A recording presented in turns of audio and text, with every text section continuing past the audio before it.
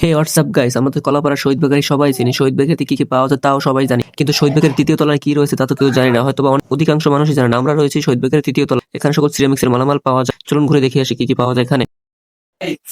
আমরা চলে যাচ্ছি শহীদ বেকারি সবুজের সাথে আন্ডারগ্রাউন্ড, শহীদ বেকারির আন্ডারগ্রাউন্ডে। এখানে যাই আবার সবাই ঘুমিয়ে যাবো। তো দেন কই যাইস নিচে কি মাল উপরে কি মাল থাকবে ভাই, ধরালা তো করাবো। সিরামিক্সের জিনিস কি আবার তোদের বুঝাই দেব না। এসব জিনিসপত্র এখানে থাকে।